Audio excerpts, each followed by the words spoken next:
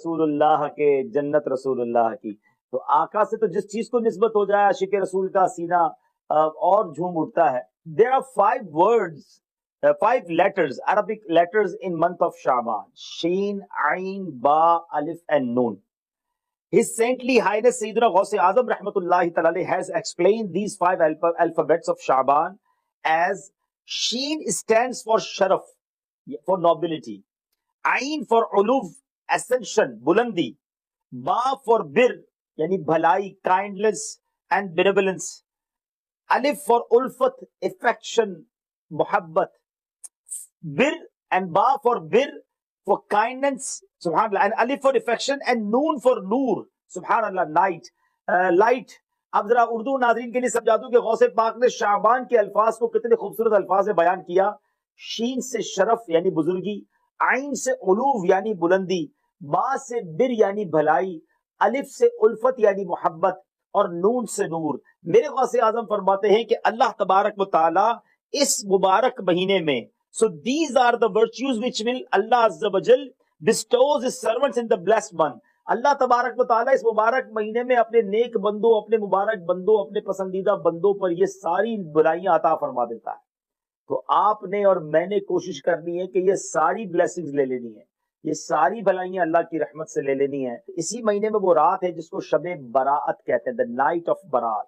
تو اس سے پہلے ہمارے اعمال نامے ایسے درست ہو جائیں، کیونکہ بک آف ڈیڈ اللہ کی بارگاہ میں پیش ہونی ہے. تو ہمیں خوب عبادت کرنی ہے، روزے رکھ لیں، درود پڑھ لیں، تلاوت کر لیں. پچھلا پورا سال تو گناہوں میں گزارا ہے، آخری ڈیز تو اچھے کر لیں. تو انشاءاللہ یہ فراغت کا جو وقت ہے، جو ابھی ہمارے پاس ٹائم ہے، اس میں خوب عبادت کر لیں. اللہ تعالیٰ کی کیا شان ہے، میرے رب نے کوئی چیز بیکار نہیں بنائی. یہ درخت، یہ پتے، یہ پھول، یہ سب چیزیں بہت ساری حکمتیں ہیں. میرے بیچ اسلامی بھائیوں، شب برات آیا چاہتی ہے، اور آپ جانتے ہیں کہ کچھ پتے ایسے ہیں جن میں جادو کا علاج بھی موجود ہے. جی ہاں، بہت سارے ناظرین ایسے ہوں گے جو بعض اوقات اس تکلیفوں میں ہوتے ہیں. آئیے شب برات کے لیے ایک زبردست برکت آپ کو عرض کرتا ہوں. دعوت اسلامی کے اشاعتی ادارے مکتبۃ المدینہ کی مطبوعہ 170 صفحات پر مشتمل کتاب اسلامی زندگی صفحہ 134 پر ہے.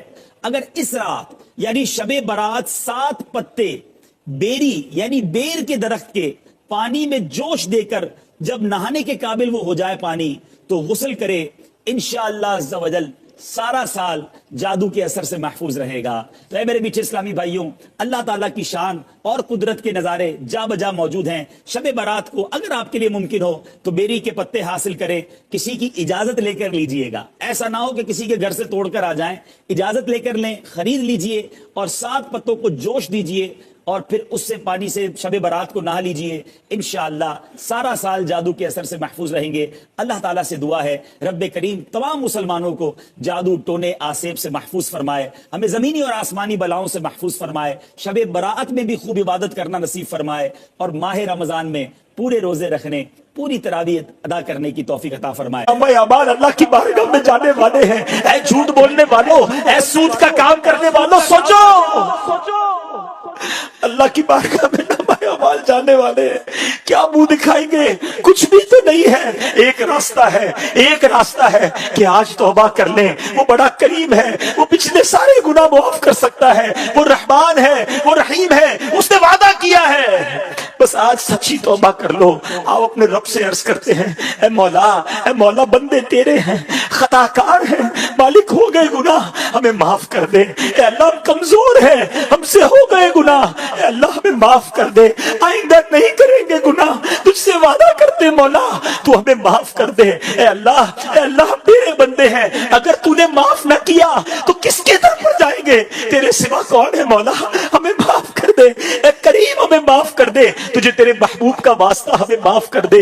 آؤ آج سچے دل سے پکارو اسے، توبہ کر لو. اب نہیں کرنے، ہم سب کو پتا ہے کیا کیا گناہ کرتے ہیں. آج توبہ کر لو. اب تو دن بھی تھوڑے رہ گئے. آپ کو پتا ہے شب برات یہ بھی لکھا جائے گا کہ آئندہ سال کس نے دنیا سے جانا ہے. کیا پتا یہ شب برات، بلکہ شب برات بھی ملتی ہے کہ نہیں پتا.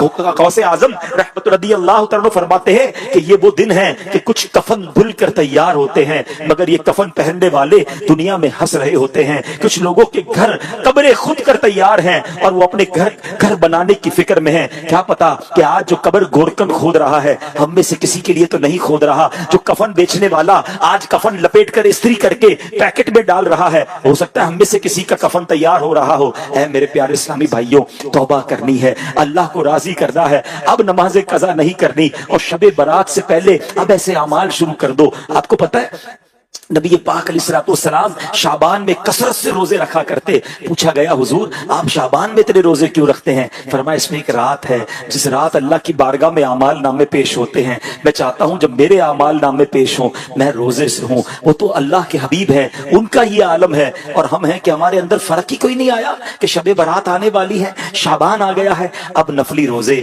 اب تلاوت قرآن, اب درود پاک, کثرت سے نمازیں. خدارا اس کی عادت بنائیے اور پھر خاص جب شب برات آ جائے تو 14 شعبان کا روزہ رکھنا ہے. پوری دنیا میں دعوت اسلامی والوں کی عاشقان رسول کی مساجد میں یہ اہتمام ہوتا ہے 6 نوافل پڑھیں, وہ رات اجتماع میں عبادت میں صلاۃ التسبیح میں گزاریں اور اس کے بعد 15 شعبان کا روزہ رکھیں تاکہ نامہ اعمال کا آخری دن بھی روزہ ہو جائے, نامہ اعمال کا پہلا دن بھی روزہ ہو جائے. شیطان کا ایک اور وار, یار تیرا دل تو لگتا نہیں نماز میں, تلاوت کرتا ہے تو نیند آنے لگتی ہے, چھوڑ دے پھر فائدہ کیا.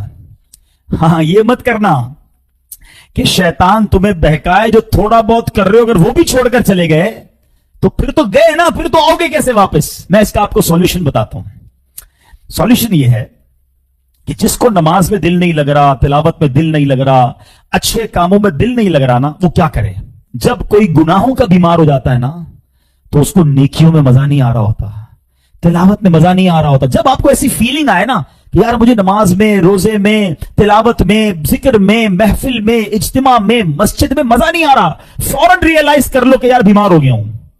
اب کیا کر رہے ہیں؟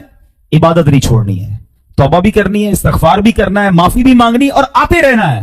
ہوگا کیا کہ چند دنوں کے بعد جب یہ دل سے گناہوں کا ورق ہٹے گا نا تو سجدوں کی لذت آنا شروع ہو جائے گی, عبادت میں دل لگنا شروع ہو جائے گا, تلاوت کا نور ملنا شروع ہو جائے گا. کیونکہ وہ بیماری کے دن چلے جائیں گے. اب بیماری بھی رہوں اور دوائی بھی نہ لوں تو بیماری تو اور بڑھ جائے گی نا. کچھ لوگ اس لیے بھاگ جاتے ہیں, یار میں مسجد میں جاتا ہوں مزہ نہیں آتا, ارے اب تو اور مسجد میں جانا ہے. قرآن پڑھتا ہوں دل نہیں لگتا, ارے اب تو اور قرآن پڑھنا ہے. میں ذکر کرتا ہوں مجھے نیند آنے لگتی ہے, ارے اب اور ذکر کرنا ہے کیونکہ دل بیمار ہو گیا ہے. مجھے اس بیمار دل کو صاف کرنا ہے. اگر یہ بیماری بڑھ گئی تو کہیں ایمان ہاتھ سے نہ چلا جائے. یاد رکھیے علماء فرماتے ہیں کہ ایمان جانے کا ایک سبب یہ بھی لکھا کہ بندہ گناہ کرتا رہتا ہے, گناہ کرتا رہتا ہے یہاں تک کہ دل سخت ہو جاتا ہے اور آخری وقت بندے کا ایمان بھی چھین لیا جاتا ہے. دل سخت مت ہونے دینا, دل کالا مت ہونے دینا, دل بگڑنے مت دینا. اگر فیل ہو رہا ہے نا کہ یار دیر از سم تھنگ رانگ, آج ہمیں پتا چلے کہ یار میری زبان میں اچانک لکنت آ رہی ہے, پیر صحیح چل نہیں رہا ہے, ہاتھ میں کپکپاہٹ آ رہی ہے, آنکھیں دیکھ نہیں رہی ہیں, کان صحیح سن نہیں رہا, تو ہم چھوڑتے نہیں ہیں اس کو. ارے کوئی بات نہیں, پیر نہیں چل رہا, ایک تو چل رہا ہے نا, فوراً ڈاکٹر کے پاس, فوراً کلینک. یار اچانک کیا ہو گیا, مجھے دکھائی نہیں دے رہا, مجھے سنائی نہیں دے رہا, میرا پیر سیدھا نہیں ہو رہا. فوراً جسم میں جہاں گڑبڑ ہوئی ہم نے ڈاکٹر کو, لیبارٹری کو پکڑ لیا. ارے جب تمہارے ایمان کے معاملے میں, تمہاری عبادت کے معاملے میں گڑبڑ شروع ہو گئی ہے, تمہیں نماز میں دل نہیں لگ رہا, تمہارا تلاوت میں دل نہیں لگ رہا, تمہارا سجدوں میں دل نہیں لگ رہا, تم دعا کے لیے ہاتھ اٹھاتے ہو آنسو نہیں بہ رہے, تمہیں یاد مدینہ نہیں تڑپا رہی, سمجھ لو میں بیمار ہو گیا ہوں. اب مسجد چھوڑ کر مت جانا, اب اللہ کی بارگاہ میں سر جھکا دینا کہ مولا بیمار بن گیا ہوں, مولا گناہوں نے ورق چڑھا دیا ہے, دل سیاہ ہونے لگ گیا ہے, اے اللہ دل بگڑنے لگ گیا ہے, قریب مدد کر. سنو میرے آقا نے کیا فرمایا, ارے کونین کے والی ہیں, ان کے صدقے ہماری مغفرت ہوگی. وہ اپنے رب سے مدد مانگتے ہیں, اللہم اعنی علی ذکرک و شکرک و حسن عبادتک. اے اللہ میری مدد کر, میں تیرا ذکر اچھا کروں, میں تیری عبادت کروں, تیری بارگاہ میں سجدے کروں. مانگو نا اپنے رب سے, وہ کریم ہے, وہ تمہارا دل صاف کر دے گا, وہ تمہارے دل سے یہ گناہوں کی عادت چھڑا دے گا. بس فکر رکھنا کہ دل بدل نہ جائے. ایک ایسا واقعہ ہے, ایک ایسی داستان ہے جو جب بھی سنیں ایمان تازہ ہو جاتا ہے. یاد رہے 15 شوال المکرم اور سال تھا 6 ہجری. نبی پاک علیہ الصلوۃ والسلام اور آپ کے صحابہ موجود تھے مدینہ منورہ میں, اور اب کفار مکہ نے, مشرکین مکہ نے ایک زبردست جنگ کی تیاری کی. پلان یہ تھا کہ بدر کے جنگ میں جو ان کو ہار ہوئی تھی، جو نقصان ہوا تھا، اس کا بدلہ لینا ہے۔ اور یہ جنگ، یہ غزوہ، یہ لڑائی لڑی گئی احد کے میدان کے پاس، وہی پہاڑ جس پہاڑ کو میرے آقا علیہ الصلوۃ والسلام نے جنتی پہاڑ قرار دیا۔ سبحان اللہ، ذرا غور کیجئے، میرے آقا کی حدیث مبارکہ ہے جس کا مضمون ہے احد مجھ سے محبت کرتا ہے، میں اس سے محبت کرتا ہوں اور یہ میرے ساتھ جنت میں جائے گا۔ آپ ذرا سوچئے، پہاڑ جنت میں جائے گا، پہاڑ بھی نبی پاک سے محبت کرتا ہے۔ علماء بڑی پیاری اس حدیث کے تحت بات فرماتے ہیں کہ اگر پتھر بھی نبی پاک سے محبت کرے تو وہ جنت میں چلا جائے، امتی محبت کرے تو کیوں نہ جنت میں جائے گا۔ اصل بات یہ ہے کہ دل میں سرکار علیہ الصلوۃ والسلام کی محبت جو ہے نا وہ مضبوط ہونی چاہیے۔ تو بہرحال اب احد کے دامن میں یہ لڑائی لڑی گئی۔ اس غزوے میں مشورہ دوں گا آپ کو، جنہوں نے ابھی تک اگر احد شریف کے اس واقعے کو نہیں پڑھا، غزوہ احد کو نہیں پڑھا، لازمی پڑھیے۔ اللہ اکبر، اسلامی تاریخ میں بہت ساری لڑائیاں ہوئی، بڑے غزوے ہوئے، مگر جس غزوے میں سب سے زیادہ قربانی کی داستانیں رقم کی گئیں، سب سے زیادہ نبی پاک پر اپنی جانیں نچھاور کرنے کا جذبہ جو نظر آیا، اور کیسے کیسے واقعات نظر آئے، احد کا میدان اس کا گواہ ہے۔ سیرت کی کتابیں موجود ہیں، مکتبۃ المدینہ سے حاصل کر لیں، سیرت رسول عربی کتاب ہے، سیرت مصطفیٰ صلی اللہ تعالی علیہ وسلم کتاب ہے، اس میں ایک چیپٹر ہے غزوہ احد، آپ پڑھیں، آپ کے آنسو نہیں رکیں گے، آپ کا ایمان تازہ ہو جائے گا کہ صحابہ کا جذبہ کیسا تھا۔ بہرحال اسی میں واقعات بہت سارے ہیں، میں مختصراً 2-3 باتیں عرض کرتا ہوں کہ غزوہ احد میں صحابہ کرام نے کس طرح آگے بڑھ بڑھ کر نبی پاک کے اوپر اپنی جان قربان کی۔ حضرت قتادہ بن نعمان انصاری رضی اللہ تعالیٰ عنہ، آپ نبی پاک علیہ الصلوۃ والسلام کو صحابہ نے کیا کیا تھا، جب بہت تیز تیر برس رہے تھے نا، تو صحابہ کرام نے پیارے آقا کو گھیر لیا تھا۔ آج کے دور میں تو بلٹ پروف شیشے لگ جاتے ہیں، گاڑیاں بلٹ پروف بن جاتی ہیں، اس وقت تو ایسا نہیں تھا۔ تو صحابہ کرام نے اپنے سینے اور اپنا آپ نبی پاک کے آگے رکھ دیا اور پورا گھیر لیا کہ کہیں سے بھی تیر آئے ہمیں لگ جائے، نبی پاک علیہ الصلوۃ والسلام کو نہ لگے۔ تو حضرت قتادہ نے کیا کیا کہ انہوں نے پیارے آقا کے چہرے کو بچانے کے لیے اپنا چہرہ آگے کر دیا، اپنا چہرہ کفار کے سامنے کر دیا۔ ایک تیر آیا اور حضرت قتادہ کی ڈائریکٹ آنکھ میں لگا۔ آپ ذرا سوچیں، سرما لگاتے ہیں، ہاتھ کانپ رہا ہوتا ہے کہ یار کہیں آنکھ میں زور سے سلائی نہ لگ جائے، مگر وہ تیر ان کی آنکھ میں چلا گیا۔ اس تیر نے نقصان کیا پہنچایا کہ ان کی آنکھ بہہ کر رخسار پر آ گئی، یعنی آنکھ باہر آ گئی۔ تکلیف سوچے کتنی ہوگی۔ اللہ اکبر، صحابہ کا عقیدہ ایمان دیکھو، ڈائریکٹ ایمرجنسی وارڈ کی طرف نہیں بھاگے، کسی ہاسپٹل میں نہیں گئے، تکلیف کتنی ہوگی، مگر وہی نکلی ہوئی آنکھ لے کر نبی پاک کی دربار میں آ گئے۔ سرکار علیہ الصلوۃ والسلام سے عرض کیا، اللہ اکبر، نبی پاک نے کیا کیا، اس آنکھ کو اٹھایا، اسی آنکھ کے حلقے میں واپس رکھ دیا اور یوں دعا فرمائی، یا اللہ قتادہ کی آنکھ بچا لے جس نے تیرے رسول کے چہرے کو بچایا ہے۔ حضرت قتادہ کہا کرتے، جب سے آقا نے لعاب دہن، ایک روایت کے مطابق اپنا لعاب دہن، اپنا تھوک مبارک بھی لگایا تھا، کہتے جب سے نبی پاک نے آنکھ لگائی ہے، پہلی آنکھ سے زیادہ روشن یہ آنکھ دیکھنے لگ گئی ہے۔ مگر وہ تو کر چکے جو کرنی بشر کی ہے، انہوں نے تو قربانی دے دی نا، آقا نے آنکھ واپس لوٹائی۔ پھر کیا، ایک اور واقعہ، حضرت سعد بن ابی وقاص، یہ عشرہ مبشرہ میں صحابی ہیں، کمال قسمت پائی ہے، خدا کی قسم ہے۔ صحابہ کا ایک طریقہ ہوا کرتا تھا، نبی پاک سے جب بات کرتے ہیں نا، عرض کرتے، کچھ کہنا ہوتا، کہتے فدا کا امی و ابی یا رسول اللہ، یا رسول اللہ ہمارے ماں باپ آپ پر قربان۔ کیا انداز، کیا قربان ہونے کا انداز۔ میں مشورہ بھی دوں گا، اللہ کرے مجھے اور آپ کو جلدی جلدی مدینے پاک کی حاضری مل جائے، جب روضہ رسول پہ جائیں نا اور اپنی کوئی بات عرض کریں، ہم وہ زمانہ تو نہیں پایا ہم نے، مگر اچھوں کی نقل تو کر سکتے ہیں، تو سرکار علیہ الصلوۃ والسلام سے یوں ہی عرض کیجئے گا، آقا میرے ماں باپ آپ پر قربان، فدا کا امی و ابی یا رسول اللہ، مجھ پر نگاہ کرم فرما دیجئے۔ کیا پتا اپنے پیاروں کی ادا جب ہم غلاموں کو ادا کرتے دیکھیں تو ہم پر بھی توجہ فرمائیں اور ہمارا بھی بیڑا پار فرما دیں۔ تو حضرت سعد بن ابی وقاص، اب یہ غزوہ احد کا واقعہ ہے۔ یہ میں نے جملہ کیوں کہا کہ صحابہ کرام جب نبی پاک سے عرض کرتے، کہتے فدا کا امی و ابی یا رسول اللہ، مگر حضرت سعد بن ابی وقاص نے کیا کیا، پیارے آقا کے آگے کھڑے ہوئے اور تیر برسانا شروع کیے۔ پیارے آقا خود انہیں تیر اٹھا کر دیتے، حضرت سعد تیر چلاتے، پیارے آقا تیر اٹھا کر دیتے، حضرت سعد تیر چلاتے۔ معلوم ہے نبی پاک کیا فرمایا کرتے، میرے آقا فرماتے، اے سعد تیر برساؤ، تم پر میرے ماں باپ قربان۔ آپ سوچئے کسی صحابی کو یہ جملہ سننے کو مل جائے کہ سرور کائنات صلی اللہ تعالی علیہ وسلم فرمائے 7 تیر برساؤ تم پر میرے ماں باپ قربان، اللہ اکبر. ساری زندگی حضرت سعد بن ابی وقاص یہ جملہ سوچ سوچ کر جھومتے رہے ہوں گے. آج ہم سنتے ہیں تو جھوم جاتے ہیں ان کی قسمت پر. تو بہرحال یہ وہ غزوہ ہے. اسی غزوے میں پیارے آقا علیہ الصلوۃ والسلام کے مبارک چچا حضرت امیر حمزہ رضی اللہ تعالیٰ عنہ، امیر طیبہ، آپ وہ عظیم ہستی ہیں جن سے نبی پاک علیہ الصلوۃ والسلام بے انتہا محبت فرماتے. محبوب ترین چچا تھے میرے آقا کے. حضرت حمزہ بھی پیارے آقا سے بے حد پیار فرماتے اور بہت زیادہ نبی پاک علیہ الصلوۃ والسلام سے محبت کرتے، فکر مند رہا کرتے، نبی پاک کی حفاظت کا انتظام بھی کرتے. اسی غزوے میں وحشی ایک حبشی غلام تھا. حبشی کہتے ہیں افریقہ سے آئے ہوئے، جو آج کل ہم افریقن لوگ دیکھتے ہیں، پہلے وہاں سے غلام ساری دنیا میں پہنچتے تھے. حضرت بلال بھی حبشہ کے ہیں، سبحان اللہ. آج بھی پورا افریقہ جو ہے ان پر ناز کرتا ہے. میں کئی افریقن سے ملا ہوں اور جب وہ حضرت بلال کا نام لیتے تو ان کا چہرہ چمک اٹھتا ہے کہ ہاں مؤذن رسول ہمارے افریقہ سے تھے، حبشہ سے تھے. تو بہرحال ایک وحشی، نام ان کا وحشی تھا اور وہ بھی حبشہ کا، اور اس کا آقا جبیر بن مطعم ان سے وعدہ کر چکا تھا کہ اگر حضرت حمزہ کو تم قتل کر دو گے تو میں تمہیں آزاد کر دوں گا. تو وحشی ایک چٹان کے پیچھے چھپ کر بیٹھ گئے حضرت حمزہ کی طاق میں. جو ہی آپ اس کے قریب پہنچے اس نے دور سے اپنا نیزہ پھینک مارا جو آپ کی ناف میں جا کر لگا اور پشت کے پار ہو گیا.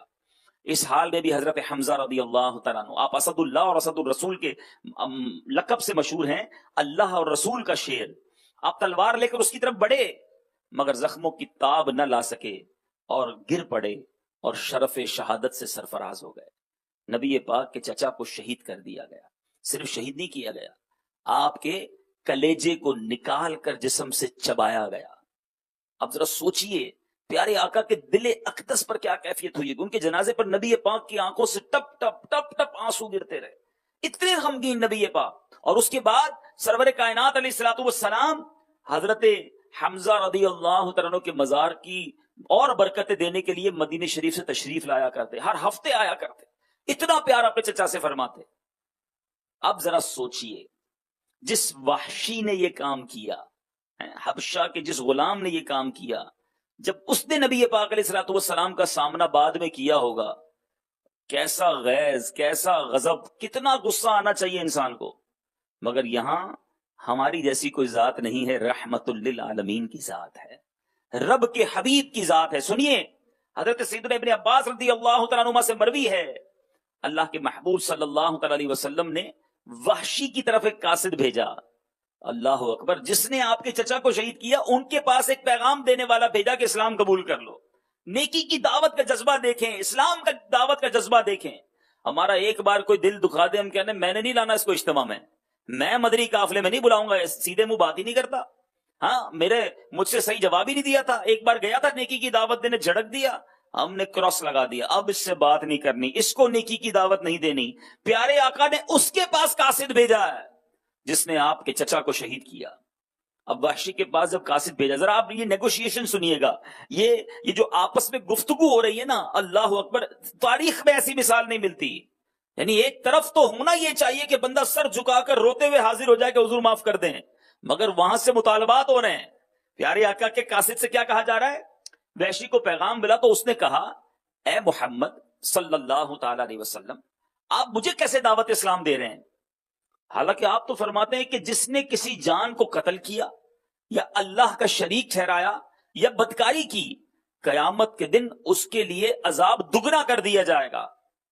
اور میں نے تو یہ سب کام کیے ہیں، قتل بھی کیا ہے، برے کام بھی کیے ہیں، اللہ کا شریک بھی ٹھہرایا ہے، تو کیا میرے لیے کوئی رخصت ہے آپ کے پاس؟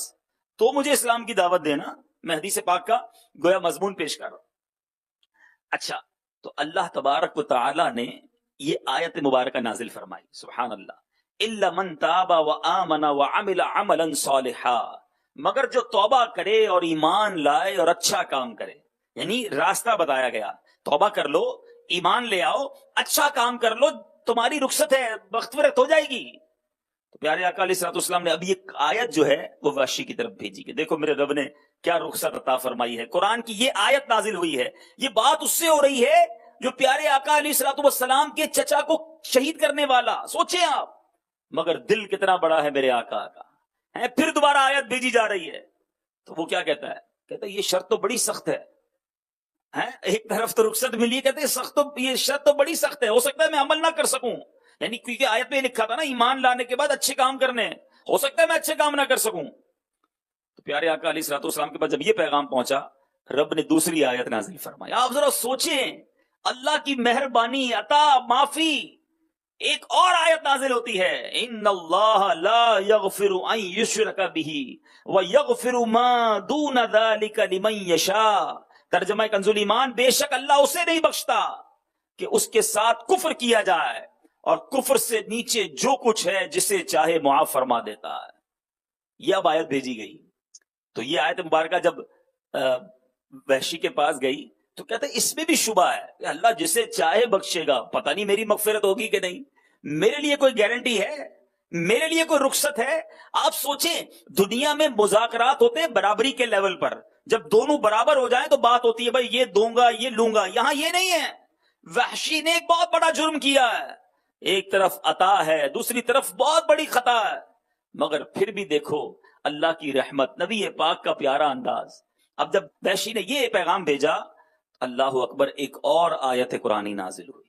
رحمت الہی گویا جوبن پر اللہ کی رحمت کا دریا برس رہا ہے. ارشاد باری ہوتا ہے, قل یا عبادی الذین اسرفوا علی انفسہم لا تقنطوا من رحمت اللہ ان اللہ یغفر الذنوب جمیعا انہ هو الغفور الرحیم. اللہ تبارک و تعالیٰ کی اس آیت کا جو مضمون ہے, اللہ کی رحمت سے مایوس نہ ہو, بے شک اللہ تبارک و تعالیٰ سارے گناہ معاف فرما دیتا ہے, وہ غفور الرحیم ہے. اللہ اکبر. جب یہ پیغام وحشی کے پاس بھیجا تو کہا ہاں اب بخشش کی گارنٹی ہے. چنانچہ اس کے دوست حاضر ہوئے, وہ حاضر ہوا, اور سب نے سب نبی پاک علیہ الصلوۃ والسلام کے ہاتھوں پر اسلام قبول کر لیا. صحابہ بھی کمال, اللہ اکبر. صحابہ اکرام نے بڑا زبردست کام کیا. بہت پیارے پیارے سوالات صحابہ نے کیے ہیں. سوال کیا کہ حضور اتنا بڑا معافی کا اعلان ہے, یہ حکم خاص ان لوگوں کے لیے ہے یا تمام مسلمانوں کے لیے ہے؟ پیارے آقا علیہ الصلوۃ والسلام نے فرمایا یہ حکم تمام مسلمانوں کے لیے ہے.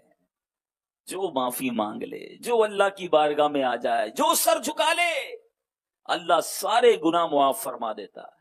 اے میرے بیچے اسلامی بھائیو, اس واقعے سے جہاں اسلام کی خوبصورتی, جہاں نبی پاک علیہ الصلوۃ والسلام کی ذات کی نرمی, معافی اور درگزر ہمیں وہ کیسا کریم ہے, کتنے ہی گناہ کیوں نہ ہو, جب رحمت کا دریا بہتا ہے, جب اللہ تبارک و تعالیٰ کی طرف سے نگاہ رحمت ہوتی ہے تو سارے گناہ معاف کر دیے جاتے ہیں.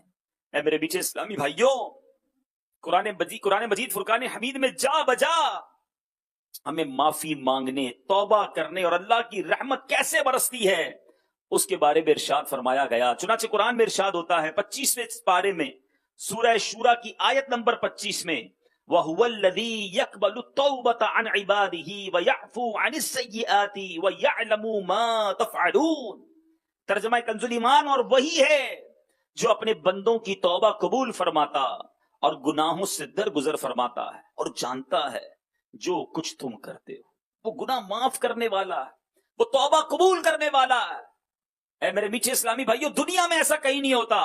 آپ غلطی کریں, اگر معافی مل بھی گئی تو وہ غلطی باقی لکھی رہتی ہے. کہیں تھانے میں کسی کا کیس چلا جائے, معاملہ ختم ہو جائے, سزا بھی پالے یا جناب کورٹ بری کر دے, مگر فائل میں لکھا ہوگا کہ اس نے یہ جرم کیا ہے. آؤ بتاتا ہوں میرے رب کی رحمت کتنی بڑی ہے. جب وہ معاف فرماتا ہے نا تو صرف جرم باقی نہیں رہتے, بلکہ اللہ سارے گناہ فرشتوں کو بھی بھلا دیتا ہے, نامہ اعمال سے بھی مٹا دیتا ہے. وہ زمین بھی جو ہے وہ بھی جناب جہاں پر گناہ کیے اسے بھی بھلا دیتا ہے. کوئی گواہ باقی نہیں بچتا. بلکہ آؤ قرآن کی وہ آیت سنانے جا رہا ہوں کہ جب رب کی رحمت جوش پہ ہو, بندہ سچی معافی مانگے, صرف گناہ معاف نہیں فرماتا, وہ کریم گناہوں کو نیکیوں سے بدل دیتا ہے. وہ گناہ جتنے تھے وہ سب نیکیاں بن جاتی ہیں. اللہ اکبر. اللہ قرآن میں ارشاد فرماتا ہے, إِلَّا مَن تَابَ وَآمَنَ وَعَمِلَ عَمَلًا صَالِحًا فَأُولَٰئِكَ يُبَدِّلُ اللَّهُ سَيِّئَاتِهِمْ حَسَنَاتٍ وَكَانَ اللَّهُ غَفُورًا رَحِيمًا. ترجمہ کنز ایمان, مگر جو توبہ کرے اور ایمان لائے اور اچھا کام کرے تو ایسوں کی برائیوں کو اللہ بھلائیوں سے بدل دے گا.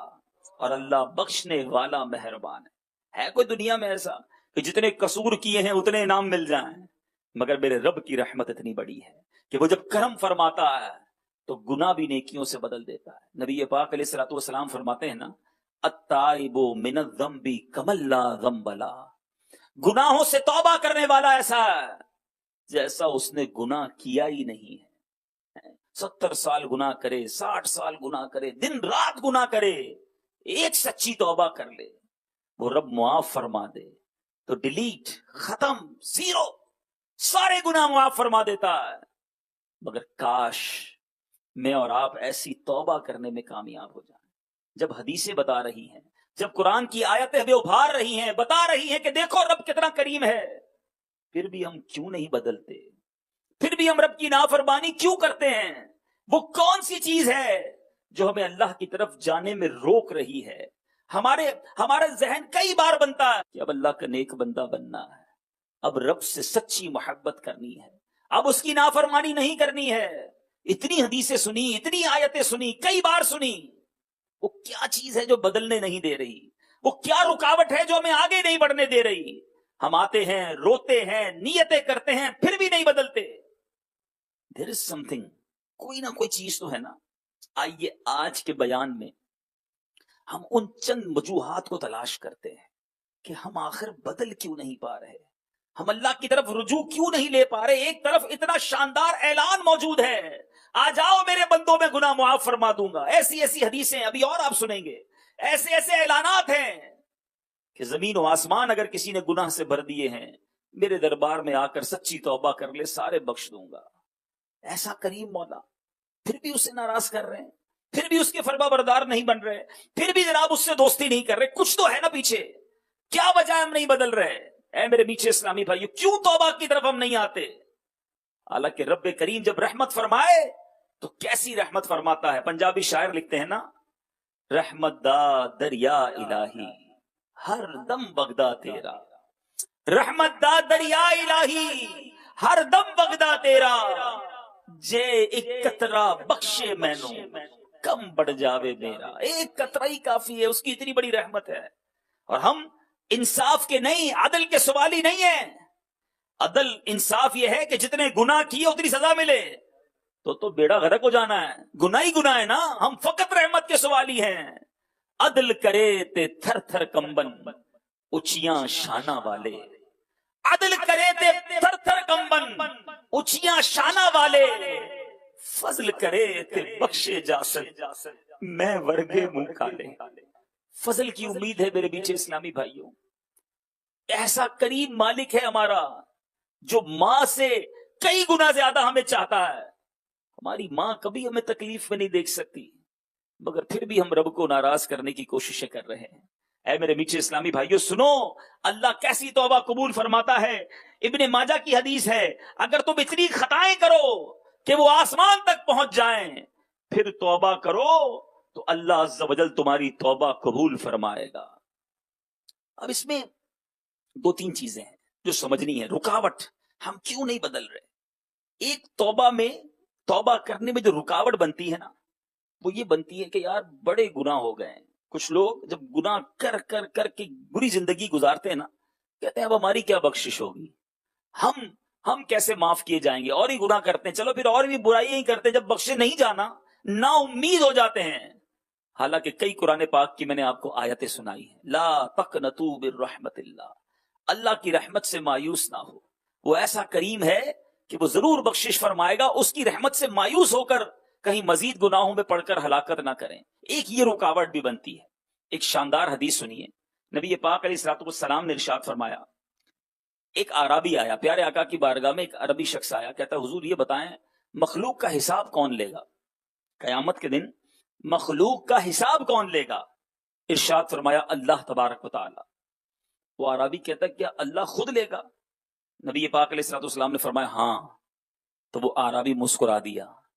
اللہ نے حساب لینا ہے نا، وہ مسکرا دیا. اللہ، پیارے آقا علیہ الصلوۃ والسلام نے مسکرانے کی وجہ پوچھی، کیوں مسکرائے؟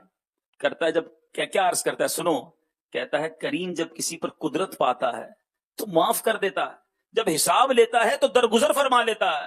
پیارے آقا علیہ الصلوۃ والسلام نے فرمایا اس اعرابی نے سچ کہا ہے، جان لو اللہ عز و جل سے بڑا کریم کوئی نہیں ہے، وہ سب کریموں سے بڑھ کر کریم ہے۔ عربی کہتا ہے جو آقا نے میرے رب نے حساب لینا ہے نا تو وہ تو کریم ہے، تو کریم نے بخشی دینا ہے۔ یعنی رحمت سے اپنے آپ کو مایوس نہ کریں، اللہ کی رحمت سے مایوسی نہیں ہونی چاہیے، ہمیں اطمینان ہونا چاہیے کہ بس میں اس سے معافی مانگ لوں وہ معاف فرما دے گا۔ حضرت سیدنا عمر بن خطاب رضی اللہ تعالیٰ عنہ سے روایت ہے کہ پیارے آقا علیہ الصلوۃ والسلام کی خدمت میں قیدیوں کو لایا گیا۔ ایک عورت بھاگ رہی تھی، اس نے ایک قیدی بچے کو اٹھایا ہوا سینے سے لگایا ہوا تھا، اس کا بچہ تھا، اسے دودھ پلا رہی تھی۔ ماں کا بچھڑا ہوا بچہ مل جائے ماں کتنا پیار کرتی ہے۔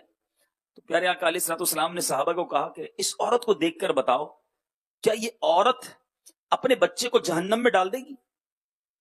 ماں جس کو بڑی دیر بعد بچہ ملے کتنا پیار کرتی ہے، وہ پیار کر رہی تھی۔ پیارے آقا نے صحابہ سے کہا ذرا دیکھو کیا یہ عورت اپنے بچے کو جہنم میں ڈال دے گی؟ عرض کی کہ نہیں، اللہ کی قسم کبھی نہیں، کیسے ڈالے گی؟ تو پیارے آقا علیہ الصلوۃ والسلام نے فرمایا اللہ عز و جل اپنے بندوں پر اس سے کہیں زیادہ رحم و کرم کرتا ہے جتنی یہ عورت اپنے بچے پر رحم کر رہی ہے۔ ایسا مالک، ایسا خالق، پھر مایوس ہو جائے، پھر ہمت توڑ دیں؟ نہیں میرے میٹھے اسلامی بھائیوں، بلکہ ہونا یہ چاہیے ایسا کریم ہونا تو اس کریم سے تو اور محبت ہو جائے۔ ایک بات یاد رکھے جو سمجھنا ہے مجھے اور آپ، ایک ہے عذاب کے ڈر سے گناہ چھوڑنا، یار مار پڑے گی، جہنم میں ڈال دیا جائے گا، قبر میں کیڑے آ جائیں گے، آنکھ میں آگ بھر دی جائے گی، کان میں آگ بھر دی جائے گی، بندہ اس ڈر سے گناہ نہ کرے۔ ایک تو یہ ہے، دوسرا یہ ہے کہ بندہ اللہ کی محبت میں گناہ نہ کرے۔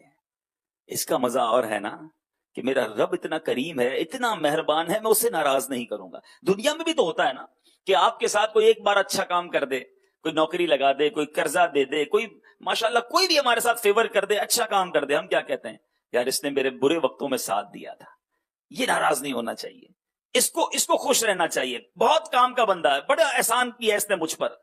دنیا میں ایک دو بار کوئی احسان کرے، ہم چاہتے ہیں وہ ناراض نہ ہو۔ جس رب نے اتنے احسانات کیے، اتنی کرم نوازیاں کی، دن رات کرم نوازیاں فرما رہا ہے، مسلمان بنایا، آنکھیں سلامت، ہاتھ سلامت، پیر سلامت، زبان سلامت ہے، ہمیں کتنی نعمتیں رب نے دی، کروڑوں سے اچھا بنایا، پھر بھی اسے ناراض کر رہے ہو۔ ارے گناہ اس لیے نہ چھوڑو کہ جہنم میں ڈالا جائے گا، اسی لیے چھوڑ دو کہ اللہ کی نافرمانی میں نے نہیں کرنی۔ ایسا کریم مولا میں اسے ناراض کروں؟ دیکھو میرا رب کیسا کریم ہے، کیسا عیبوں پر پردے ڈالتا ہے۔ حضرت موسیٰ علیہ نبینا علیہ الصلوۃ والسلام کا دور تھا، آپ کی قوم میں ایک بار قحط پڑ گیا، کھانے پینے کو کچھ نہیں تھا، بارش نہیں ہو رہی تھی۔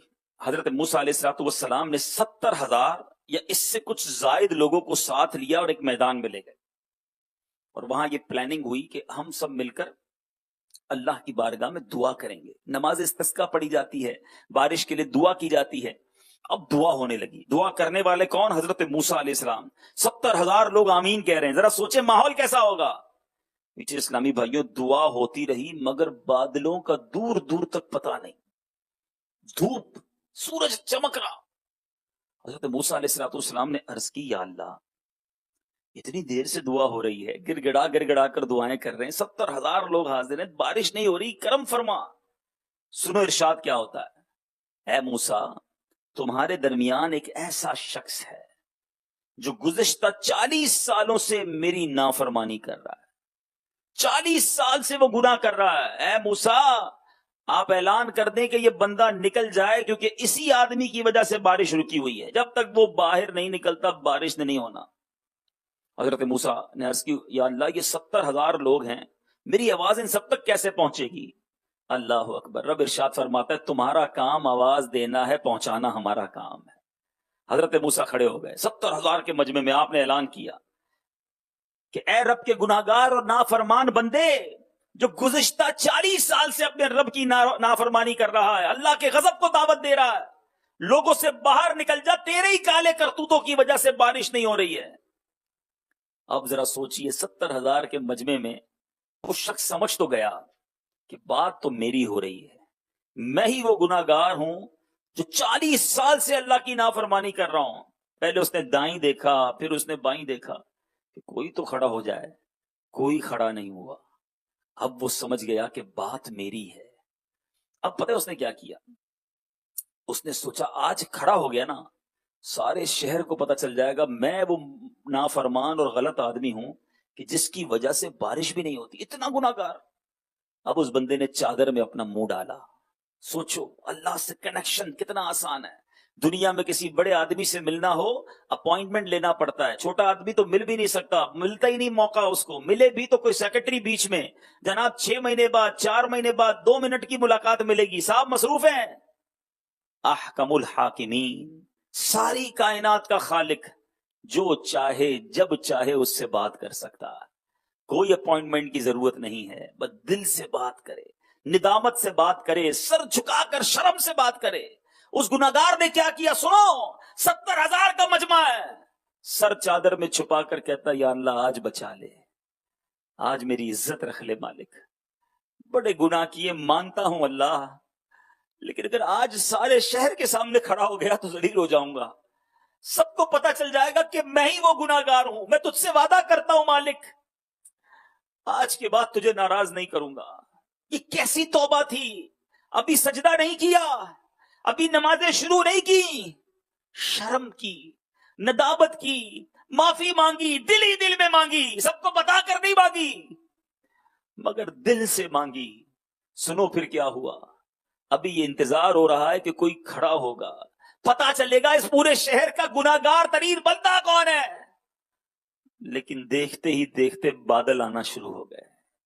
بادل آئے اور بارش برسنا شروع ہو گئی، موسلا دھار بارش ہوئی.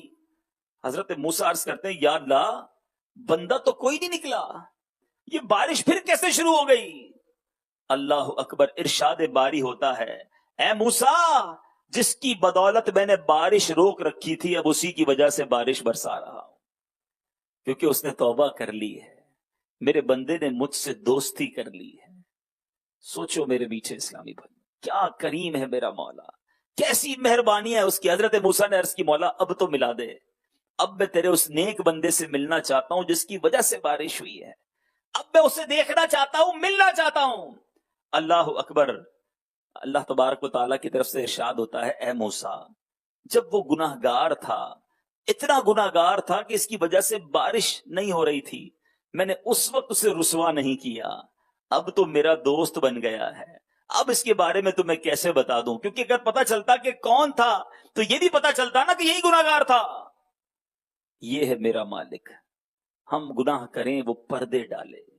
پنجابی شاعر لکھتے نا ایک گناہ میرے ماں پیو ویکھیں مینو عمری منہ نہ لاوے، ایک گناہ میرے ماں پیو ویکھیں مینو عمری منہ نہ لاوے، لکھ گناہ میرا مالک ویکھے او پھر بھی پردے پاوے.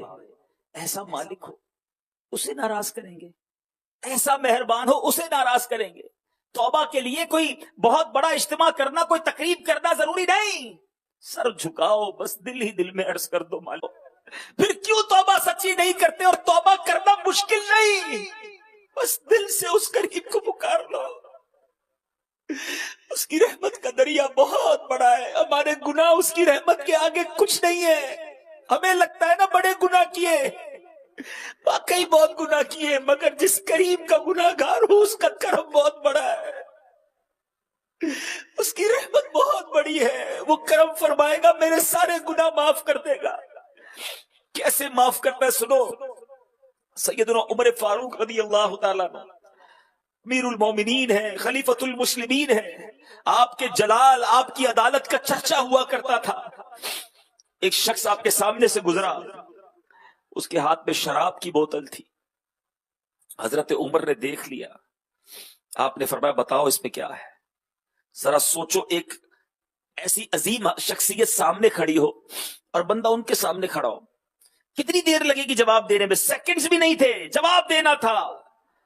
بس اس بندے نے دل ہی دل میں کیا کیا، مولا آج بچا لے، عمر کے سامنے ذلیل ہونے سے بچا لے، اب شراب نہیں پیوں گا، آج عزت رکھ لے، آج پردہ ڈال دے مالک.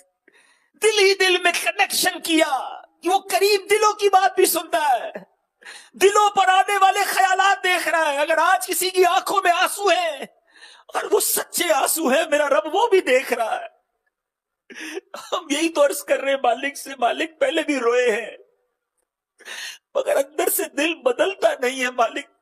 آج اتنے مسلمان بیٹھے، ان میں کوئی تو تیرا نیک بندہ ہوگا، کرم کر، بدل دے، آج ہمیں بدل دے، بدل دے، اپنے اچھے بندوں میں شامل کر لے، اپنے شکر گزار، اپنے عبادت گزار بندوں میں شامل کر لے، اپنے مغفرت یافتہ بندوں میں شامل کر لے۔ اس بندے نے کیا کیا سنو، دل ہی دل میں عرض کی مولا آج بچا لے، بس آج میری عزت رکھ لے، عمر کے سامنے ذلیل نہ کرنا۔ بندہ کہتا ہے اس میں سرکہ ہے، شراب نہیں سرکہ ہے، کتنی دیر لگی ہوگی سوچو۔ حضرت عمر کہتے ہیں بتاؤ دکھاؤ کیا ہے؟ شراب کی بوتل ہاتھ میں ہے مگر دل سے سچی توبہ کر رہا ہے، لرزتے ہوئے شرمندگی کے ساتھ شراب کی بوتل باہر نکالی، حضرت عمر کے ہاتھ میں دی۔ جب وہ بوتل حضرت عمر کے ہاتھ میں گئی تو سرکہ بن چکی تھی۔ لکھ گناہ میرا مالک ویکھے، وہ پھر بھی پردے پاوے، پھر بھی اسے ناراض کرے۔ ایک سچی توبہ تقدیر بدل دیتی ہے، گناہگار سے ولایت کا درجہ عطا کر دیتی ہے۔ کئی بڑے بڑے اولیاء کرام وہ ہیں میٹھے اسلامی بھائیوں، کوئی شرابی تھا، کوئی سود خور تھا، کوئی ڈاکو تھا، مگر جب سچی توبہ کی اللہ نے آسمان ولایت کا ستارہ بنا دیا۔ آج ان کے بازارات پر جا کر لوگ توبہ کرتے ہیں۔ بات کیا تھی؟ دل سے پکارا، شرم تھی۔ ہم توبہ کرتے ہیں یا اللہ تعالیٰ معاف کر دے، یا اللہ توبہ، شرم بھی نہیں آتی، دل سے نہیں ہوتا یہ کنیکشن۔ توبہ اس کا نام نہیں ہے، توبہ کی پہلی سیڑھی ہی شرمندگی ہے۔ الندم التوبہ، شرمندگی توبہ ہے، حدیث پاک کا خلاصہ ہے۔ پہلے شرم تو پیدا کرو۔ شاعر لکھتے ہیں نا، بروز حشر اے آسیوں، بروز حشر اے آسیوں، ندامت ساتھ لے جانا، ندامت روز حشر اے آسیوں تم ساتھ لے جانا۔ سنا ہے شرم والوں کو وہ شرمایا نہیں کرتے۔ شرم تو ہونا، ہمیں تو شرم بھی نہیں آتی ہے، لوگ گناہ کرتے مزے کر کر کے، سب کو بتاتے پتہ ہے میں نے یہ کام کیا ہے۔ اللہ، ایک تو اللہ کو ناراض کیا، اس پر دیدہ دلیری، سر تو شرم سے جھک جائے، گناہ ہو جائے تو بندہ آنسو تو بہائے، مولا غلطی ہو گئی، میں پھنس گیا تھا، معاف کر دے، اب نہیں کروں گا۔ تو یہ جو وجوہات ہے نا وہ ڈھونڈنی ہے آج، کیوں نہیں بدل پا رہے؟ ایک وجہ تو یہ ہے کہ بعض لوگ اللہ کی رحمت سے مایوس ہو جاتے ہیں۔ میں نے آج آپ کو رب کی رحمت کے واقعات سنا ہے، وہ دل سے پکارو تو معاف کر دیتا ہے، جس کی وجہ سے بارش نہیں ہو رہی اس کی وجہ سے بارش برسا دیتا ہے۔ دوسری وجہ، بندہ کہتا ہے ابھی ٹائم باقی ہے، لمبی امید، ابھی تو زندگی پڑی ہے۔ نہیں، کوئی پتہ نہیں ہے، آپ کے رشتہ داروں میں کوئی جوان نہیں مرا، آپ کے محلے میں، آپ کے شہر میں کسی جوان کی موت نہیں ہوئی، صبح گھر والوں کو کہہ کر گیا دوپہر کو کھانے میں یہ بنانا، آ کر کھاؤں گا، اور وہ نہیں آیا، اس کی لاش آئی، اس کا لاشا آیا، اس کا جنازہ آیا۔ کیا یہ سب کے ساتھ ہو سکتا ہے؟ میرے ساتھ نہیں؟ کیا مرنے سے پہلے گھر پہ کوئی نوٹس آئے گا کہ بھائی بدل جاؤ، 1 مہینہ رہ گیا ہے، توبہ کر لو پھر انتقال ہوگا؟ نہیں، آگاہ اپنی موت سے کوئی بشر نہیں، سامان 100 برس کا ہے، پل کی خبر نہیں۔ آپ کو پتا ہے آج اس وقت قبرستان میں گورکن قبر کھود رہا ہے، ہر وقت کھود رہے ہوتے ہیں نا، وہ کسی جگہ پر کفن دھو کر تیار ہو رہا ہوگا۔ آپ کو پتا ہے جس کے لیے قبر کھودی جا رہی ہے نا اس وقت، جی ہاں، ابھی قبرستان میں جو قبر کھودی جا رہی ہوگی وہ کسی زندہ کے لیے کھودی جا رہی ہے جس کو تھوڑی دیر بعد مرنا ہے۔ ابھی جو کفن تیار ہو رہا ہے، دھل رہا ہے، طے کیا جا رہا ہے، پلاسٹک کی تھیلی میں ڈالا جا رہا ہوگا کسی بھی دکان پر، وہ کسی زندہ شخص کے لیے کیا جا رہا ہے جس کو اب سے کچھ منٹ کے بعد مرنا ہے۔ غوث پاک بھی فرماتے ہیں نا، جس کا مضمون ہے کہ کئی کفن دھل کر تیار ہوتے ہیں مگر ان کفن کو پہننے والے بازاروں میں خوشیاں منا رہے ہوتے ہیں۔ کئی قبریں خود کر تیار ہیں مگر ان کے اندر جانے والے اپنے گھروں کو تعمیر کرنے میں مصروف ہیں۔ کب کریں گے تیاری؟ سمجھو میرے میٹھے اسلامی بھائیو، یہی تو شیطان کا وار ہے۔ ہم سب کی پلاننگز ہے، ابھی 6 مہینے بعد یہ کرنا ہے، 1 سال کے بعد یہ کر لوں گا، 5 سال کے بعد گھر بنا لوں گا، 10 سال کے بعد بچی کی شادی کرنی ہے، اور پھر جناب اس ملک میں شفٹ ہو جاؤں گا۔ 5 سال 10 سال کی پلاننگ ہے۔ اس پورے جدول میں، اس پورے شیڈول میں مرنے کی پلاننگ کہاں ہے؟ جس سے فرار نہیں ہے، جس سے بچ کر نہیں نکل سکتے۔ Everybody have to die, ہر شخص کو مرنا۔ الموت قدح کل نفس شاربوہا، موت ایک ایسا جام ہے جو ہر کسی نے پینا ہے۔ الموت باب کل نفس داخلوہا، موت ایک ایسا دروازہ ہے، ہر کسی نے اس دروازے سے گزرنا ہے۔ پھر کیوں آنکھیں بند رکھوں؟ پھر کیوں توبہ نہ کروں؟ پھر کیوں نہ بدلوں؟ کیوں نہیں بدلتے؟ کیا مرنا نہیں؟ اور خدا کی قسم اگر بدلے بغیر مر گئے، اسی نافرمانی، اسی اللہ کو ناراض کرنے والی زندگی کے ساتھ چلے گئے، نمازیں قضا کرتے کرتے دنیا سے چلے گئے، حرام دیکھتے دیکھتے دنیا سے چلے گئے، حرام سنتے سنتے دنیا سے چلے گئے، حرام بولتے حرام کھاتے ہوئے دنیا سے گئے، سوچو اگر رب ناراض ہوا تو بنے گا کیا؟ قبر میں جس کے کیڑے مکوڑے ہوں گے کیا بنے گا؟ آج ہمارے اوپر ابھی کوئی کیڑا گرا دے ہم فوراً اٹھ جاتے ہیں، کوئی کہتے ہیں یار پیچھے آپ کے کیڑا ہے، ہم فوراً کھڑے ہو کے جھاڑنے لگتے ہیں۔ مردے کی آنکھ اور ناک اور کان میں کیڑے جائیں گے، وہ ہاتھ بھی نہیں لا سکے گا۔ سوچا وہ تکلیف، وہ وحشت کیسے برداشت ہوگی؟ کیوں توبہ نہیں کرتے؟ اے میرے میٹھے اسلامی بھائیو، یاد رکھیے جہاں میرے رب کی رحمت بہت بڑی ہے نا، وہاں وہ قہار بھی ہے، وہاں وہ جبار بھی ہے۔ وہ جب پکڑتا ہے، جب وہ سزا دیتا ہے، تو پھر انسان کچھ نہیں کر سکتا۔ کچھ لوگ اس لیے بھی گناہوں میں پڑے ہوئے رہتے ہیں، بدل نہیں پا رہے ہوتے۔ اللہ معاف کرنے والا ہے، ارے بہت کریم ہے۔ ابھی تو بیان میں سنا سارے گناہ معاف کر دے گا۔ شیطان ہے نا، کہیں نہ کہیں اٹکا دیتا ہے، کوئی نہ کوئی سوئی اٹکا دیتا ہے۔